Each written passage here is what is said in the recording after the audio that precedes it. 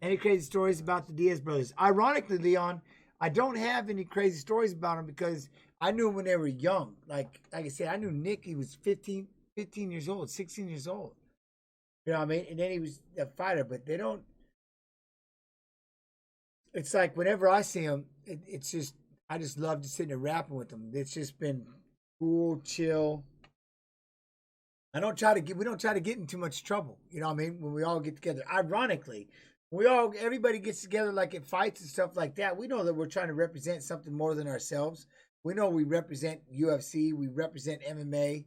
Nobody really acts too crazy. You know what I'm saying? Nobody gets too nuts ever. It's all about business. Usually we're cornering or we're part of somebody that is fighting if we're not actually fighting. But now we do drink a little bit. I mean, you drink a little bit times. We party. Everybody has fun. Do you smoke? Cigarettes? Hell to the fuck no. Ever. Ever.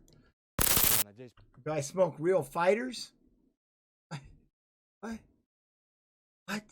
Покажем красивый, честный бой, без травм. What's that? Smoking in poles? No. He said, do you smoke? And he said, real fighters. I'm going, I don't know if I smoke real. No, I don't smoke. I mean, I've smoked a few with that left hand, and I've been lit up. I've been blazed like a chump to get blasted. But oh, he meant that weed. Do I smoke it? The weed? Do I smoke it? The ganja? Ah, here's the deal. I can't. It's not legal in this state. But again, I 100% do not believe that plant should be illegal. But again, I don't think any drug should be illegal. I believe everything is a choice. You choose. You can choose to be a fuck up. You can choose not to be, you know what I mean, or whatever that is. But everybody should have a choice. But other options should be available. Sitting around trying to police everybody and tell them, don't touch that, don't touch that, don't touch that. Fuck that. Touch it. Because I'll let you get obese. I'll let you hit all these pharmaceutical drugs. I'll let you OD and rob elderly to get their drugs. But don't touch that. Don't touch that plant. There's too many benefits. They've been against that plant since 19 fucking 20s. In the 20s, they've been against that plant. So everything is about choice.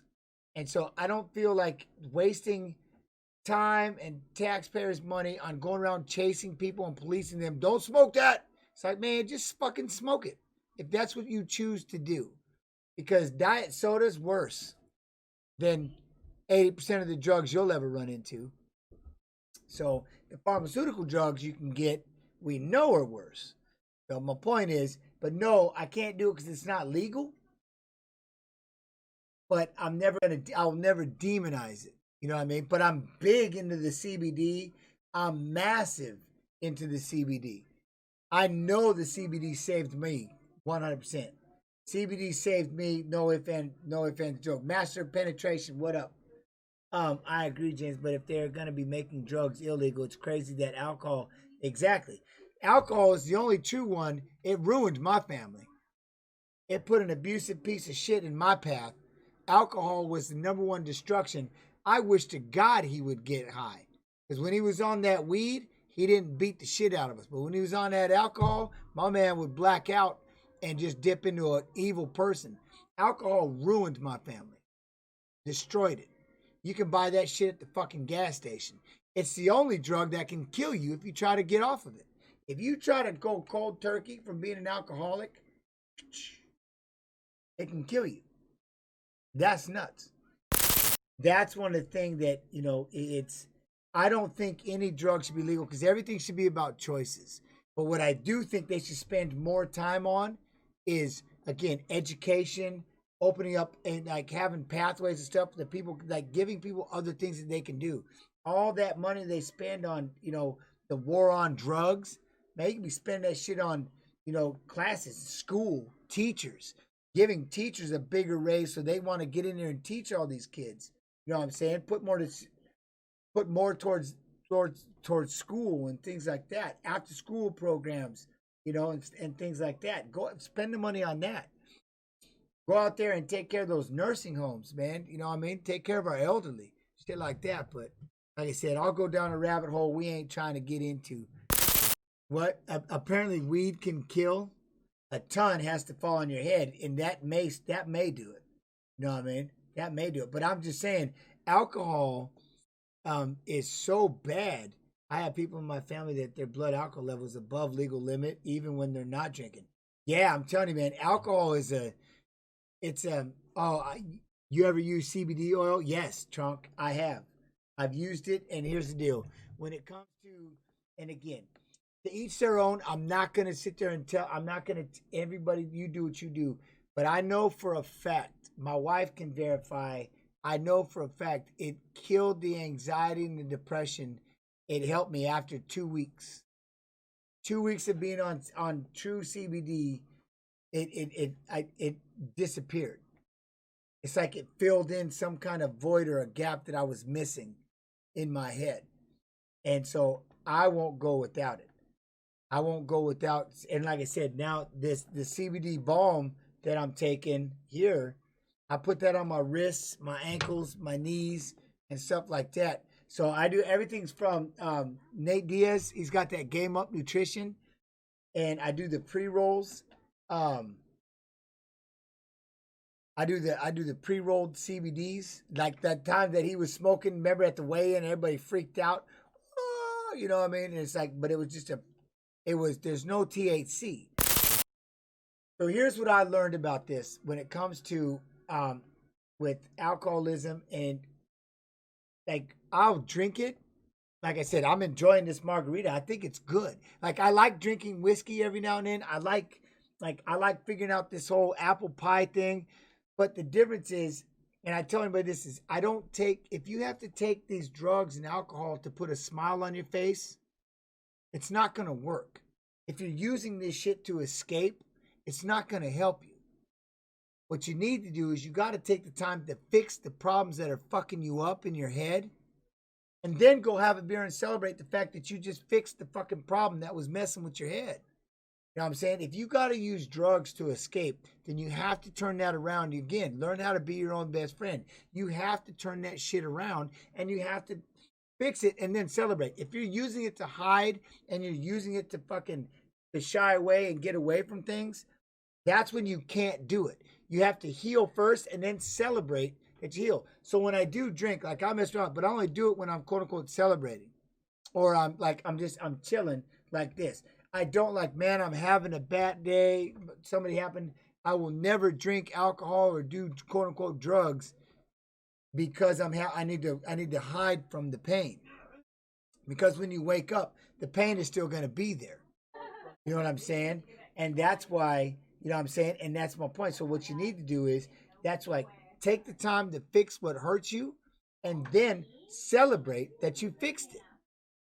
And if people could do that, there'd be so much, and I don't know what hurt my father. I don't know what made him such an alcoholic, but at the point where, and this is what scared me the most, he was such an alcoholic that he literally, it would have killed him to get off of it. It would have literally killed him to quit drinking. Yet his liver, he had to go get tapped. By the end of his life, he had to get tapped. His body would swell up. And ironically, what happened was at the end, he passed out and left the fire door open, and some sparks popped out onto the carpet. Poof! Lit the whole fucking house up and killed him dead in the fucking doornail. So yeah, my father died a couple years ago from passing out drunk and leaving the fire door open. So I spent my whole life dealing with this drunk asshole, and then it killed him. And it crushed him. You know? So I don't, that's the one thing is, like, everybody, I don't want to, that's why I tell people, don't use it to escape. Because that's how you can get addicted to it, right? That's how you can get hooked on it. Get addicted to learning how to take that shit head on and then celebrate. If you don't have nothing to celebrate, then you have no reason to drink, and you have no reason to do quote unquote drugs, right? We can't, and this is just my opinion. You can tell me to fuck off, whatever you want to do, but this is just my opinion. Celebrate. Celebrate that you conquered the demons, you conquered the things in your head, you conquered the things, you know what I mean, that were hurting you. And celebrate. Don't use it to hide, because all you're doing is you're just covering it up, covering it up. That shit festers and festers. When it finally pops out, now it's just a spoiled ass fucking mess. My dad was a drunk too, as bad as your dad. Not as bad as your dad, but he died of a heart attack while he slept. I hated him, but I was really sad when he died. And that's the thing. When it comes to, like, with my father, here's the part. And now maybe some of you can relate to this and stuff like that, but my father was one of those blackout drunks. Like my middle brother was a blackout drunk. What happens is they get to a certain point where the alcohol, it hits a switch.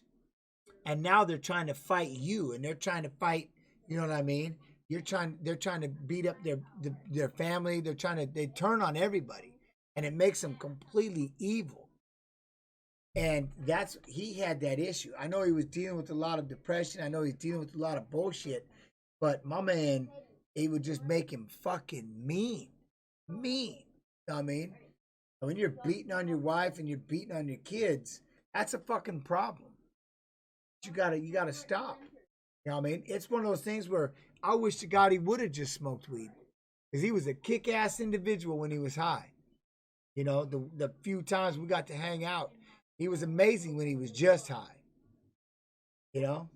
What up, Bleach Blonde? How you do? How you do? My father was a wonderful man, but he also loved the alcohol.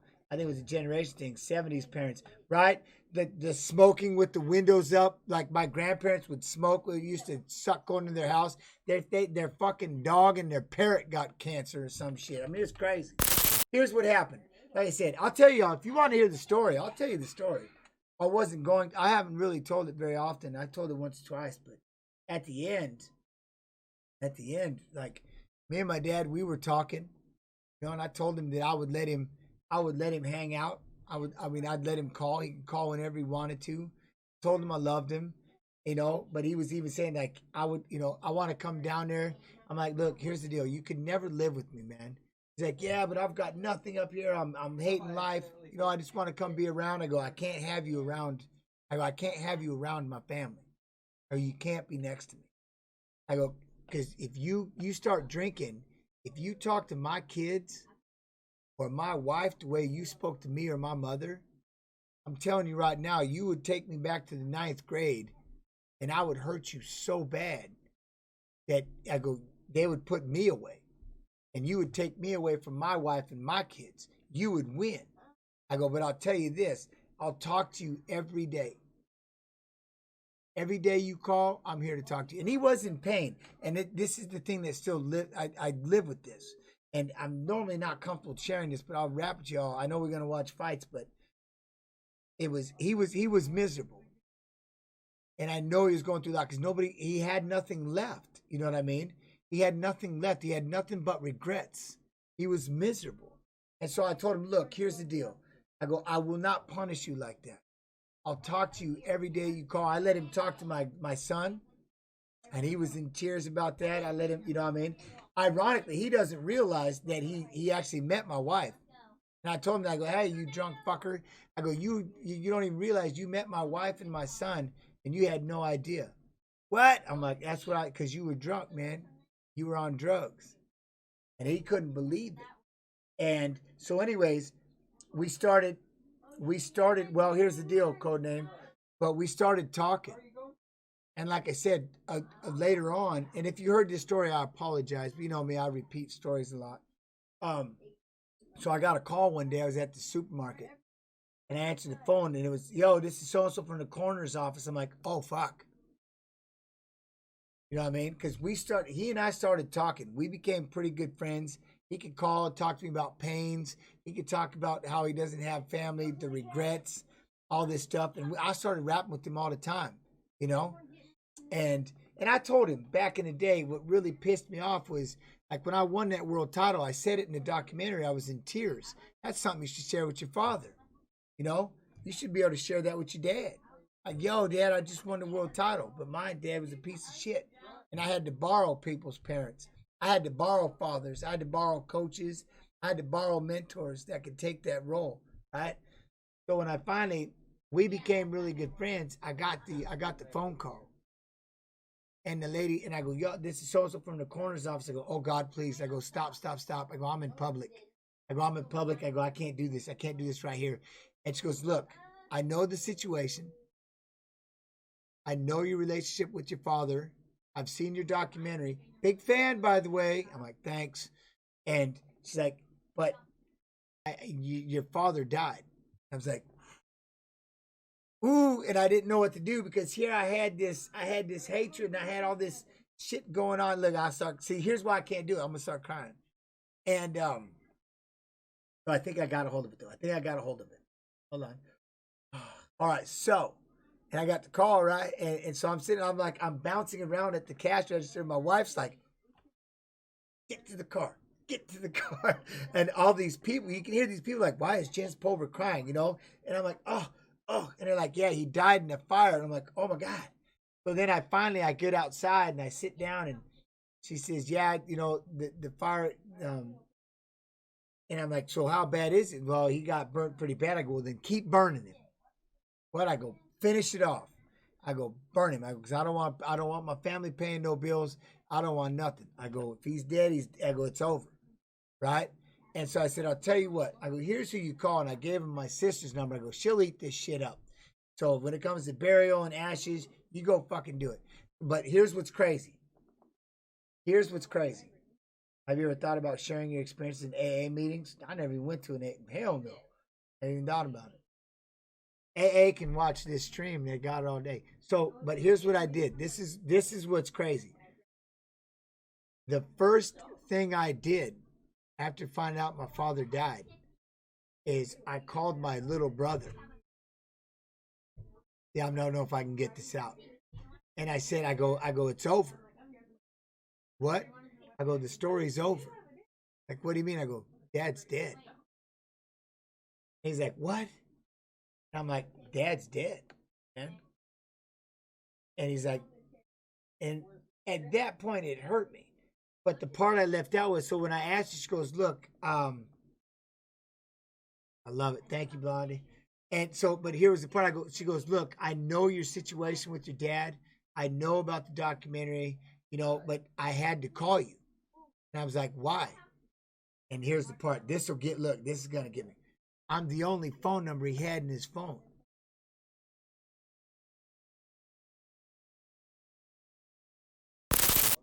Because he and I started trying to repair something, and I told him I would always talk to him. You know what I'm saying? So that's why they had to call, because I was the only phone number that he had in his phone. Because we were, you know, so yeah. Anyway, so it's crazy because what happened was this. I started my career on hatred. It's because when I was 16 years old, I told him. And here's the story. I'm getting there, Phantom. Here's the story that I want people to hear. I want them to understand is I started out at 16 years old. I told him, one day, motherfucker, I'm going to get so famous, I'm going to tell everybody about you. I'm going to tell everybody for putting your hands on me, touching my mother. I go, I'm going to tell everybody. And I used that as fuel. To go off to college, to wrestle, to make my name, to change my name. You know what I mean? And when Bob Shamrock said I wanted to be adopted by him, he's like, no, he goes, here's what you change your name, change what it means, because my father's name is Jens Pulver. And so when I went through this whole process, and the crazy thing is when it ended, now that it's all said and done, if I could wake him up, I'd thank him. I would thank him, because if it wasn't for that hatred that I had, I wouldn't have done this journey. I wouldn't have traveled. I wouldn't have, you know what I'm saying? I don't know what I'd have been doing. But I used it. And if there was a way, if I could wake him up, I'd thank him. And so my point is, even at some times in your life, you know, there's people that you can't let it stop you and beat you, right? You can't let it beat you. You got to use it. You got to have that middle finger, and you got to push. You got to push past it. And you always got to have that middle finger. And it just drove me. If it wasn't for him, I don't think I would have been through half the shit I've been through. I don't think I would have done things that I would have done. So never let that person, that naysayer, that negative individual, that fucking moment or that scenario stop you. Use it. Use it as fuel. Find the things that you want in life and go after them. I wanted to bury this dude, but I needed to be famous to do it.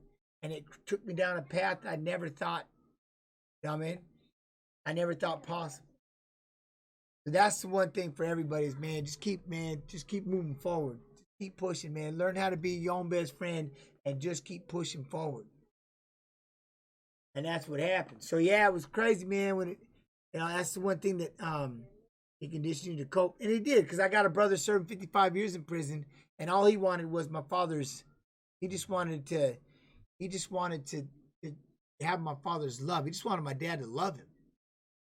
Me, when I won that state title my sophomore year in high school, and I got to see people walk up, see, this is where I cry. I can't talk about my mom without crying. It's just no ifs, ands, and buts. But when I got to see everybody run up to her and congratulate her about her son winning the state championship, I knew instantly.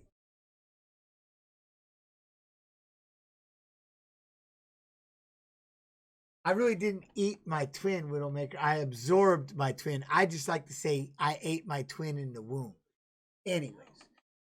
But the one thing that when I won that state title, I seen everybody cheering, and my family, I seen my mother and my brothers, my brother and my sister screaming and cheering, and I watched people go up and high five my mom, and everybody was hugging.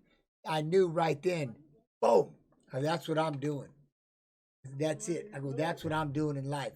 I go, fuck it. I'll pick up all three of them. I go, I'm gonna take us on a ride. I'm gonna give us something to smile about. I'm gonna change. You know what I mean? I told my mom, and she felt like shit, because I've had some people say some fucked up shit to her. Why did you stay so long? Yada yada. I'm like, man, fuck all that.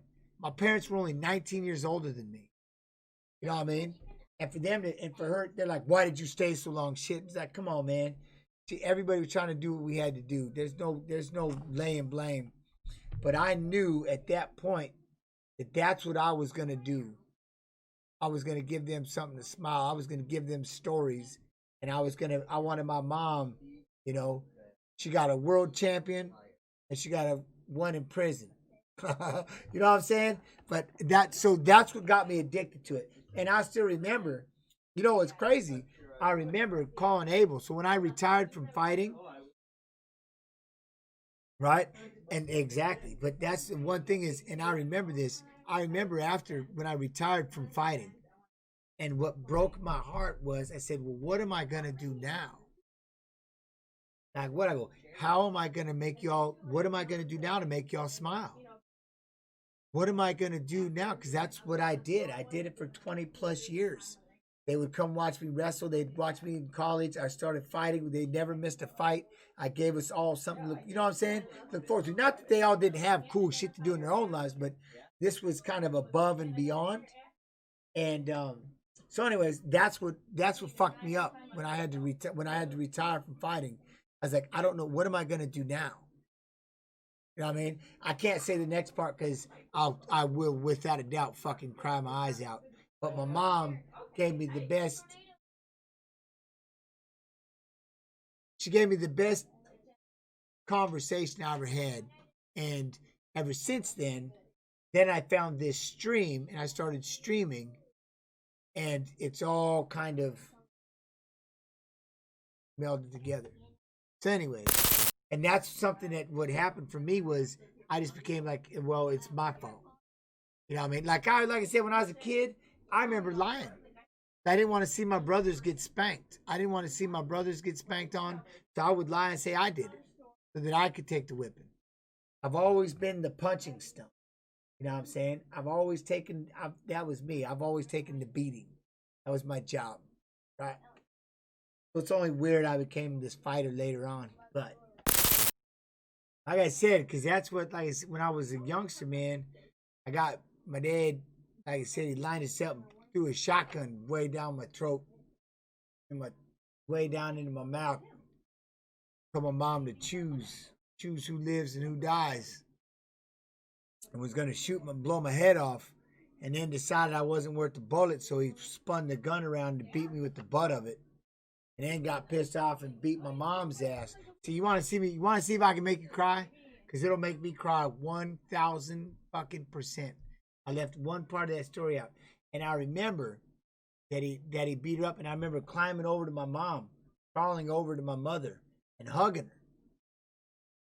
When I was a little kid, I was 5 years old. See, I can already feel it. Here it comes. So when I won that world title, not the world title, but I won my state championship my sophomore year, I went running because she was all the way up in the stadium. And I was down on the floor winning the state title. And after I won, I took off running. See, nope, here it comes. I can't do it. Can't do it. I'm going to cry. Can't do it. Widowmaker, you're golden, man. The whole goal is this, man. That's the deal. It's not about sitting here being sad. You can't be sad. That's why I told the story that I told, man. The deal is this. You know what I mean? I appreciate that. Is think about it. I'm glad if any one of those things would have changed. Any one of those things would have changed. I wouldn't be sitting here in this fucking chair with my family right over there watching, I don't know what the hell they're watching. Some movie. Looks like the Croods or I don't even know what it is. Minions? What? They're watching Minions. I wouldn't be here right now sitting here rapping with all of you. You know what I'm saying? And that's something, like I said, when it comes to everybody, I hope that it helps you deal with your everyday issues. If you can just be proud of where you're at right now, it'll help you let go of the shit that happened in the past, or even crazier, it'll help you appreciate the things that happened to you in the past. If you can sit here and you can be so thankful where you're at right now, like for me, I'm so thankful I get to sit right here and do what I love. Y'all think that I love this. I love sitting here bullshitting and hanging out with y'all, watching fights. It's because of this stream that I can actually watch fights again, that I can sit here and break them down, and I don't hang my head about being retired. But that's the one thing, like I said, if any one thing would have changed in my life, any win, any loss, any fight, anything I did, any arrest, any ticket, it wouldn't have kept me, I wouldn't have been on this path. You know what I'm saying? All it takes is one, and hopefully what that does is hopefully that helps you let go of the past. Because here's the deal. I can't change, like, oh, well, what if you could go back and fight this guy, if you can go back and fight this guy, would you? And I'm like, no. But it took me a long time to get here. I said, no, I wouldn't. Because if I wouldn't have lost to BJ Penn after the Ultimate Fighter, I wouldn't have decided to drop to 145. And I wouldn't have got on that plane that was 8 hours late and showed up in Vegas, walking through the Hard Rock Casino, and this lady walks by at the same time. And now I've been married to her for 12 years. I would never change anything. I can't. And so hopefully, the reason why I say that is hopefully that gives you all the opportunity that you can be at peace. If you can love who you are right now, you can be at peace with everything that you had to deal with and everything that's happened up to that moment, because it's put you where you're supposed to be. And this is where I'm supposed to be. But what I'm saying is, and this is for each and every one of you. We've all been through some bad shit. We probably have all done some stupid things we wish we could take back. And the sad part is that some people can't let go of that. Some people hold on to that wish and hope that they could they could change something, that they forget to move forward. They get stuck and they drink and do drugs and go backwards and sit in this fucking cesspool and just spiral down the deal. But if you could just tell yourself, if you can just sit here and if you can love who you are right now, it'll help you release anything you might think. Guess what? It's no longer a mistake. It was a moment. And it was a moment that created this pathway that you're supposed to be on. I hope that makes sense, because that's the one thing. I am a motivational speaker, But I like to do it right here. Same reason I'm a coach, right here for you. All of you that come in here and you ask the questions, that's why it's called Just Chatting. I think I might actually I might be more into this just chatting than most, because I literally just sit here and talk to you all. You know what I'm saying? So my point, it means a lot to me. And no, I do, and I will speak again. But it boils down to this. If you can learn how to be your own best friend, then you won't have to hate yourself. I can't stand when I see people dealing with hurt. Like, oh, I did this in high school, or I did this, and fuck you, who cares? Don't worry about it. Are you happy right now? Yeah. Now it's what we do from that day forward, right? So that's my message to anyone and everyone is learn how to be your own best friend first. And then what that does is if you can be happy where you are, and what if they aren't happy right now, then we got to put in some work. We got to start drilling. We got to learn. We've got to learn how to become our own best friend. And it's like lifting, exercise. It's like anything that we do. It's a routine. You have to start drilling, right? So what if they aren't happy right now? What do we got to do to get happy?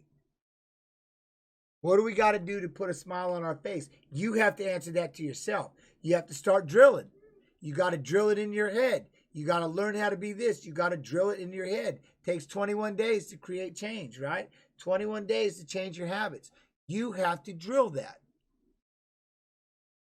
There's no magic pill. There's nothing that can do it. You just have to put in the work. So if you're not, that's the deal. If you're not happy right now, that's the number one thing we have to do is get happy so that you can love where you're at in life. We can't spend our whole life wishing we could go back to something that we're never going to get to. We're never going to get to that again. It's gone. And if we spend all this time wishing, hoping, that's all that time. See, then it gets back to this. How easy is it to say negative shit to yourself? It's so easy to sit there and say, yo, I fucking fucked up with this. I fucked up with this. I fucked up that. I fucked up this. You know what I'm saying? We can be so mean to ourselves. We can say nasty shit to ourselves. So you have to learn how to drill. You have to drill. Explain 21 days. They say it takes 21 days to create a habit. That means every day you have to start saying positive. You have to find where you want to go, and you have to start saying something positive. Like for me, is say something good to yourself every day. And by 21 days, you've created a habit. The same thing that it takes to break a habit, right? I mean, I'm not a doctor. I don't know this stuff, but that's 21 days to me. Right? So, and you have to stick with it. So if you're not happy right now, the first thing we have to do is we have to get happy. Right? So once we get happy, we can appreciate where we're at right now. And then we don't hate where we came from.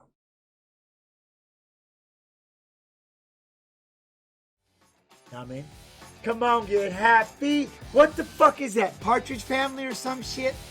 I swear to God, it's Partridge Family.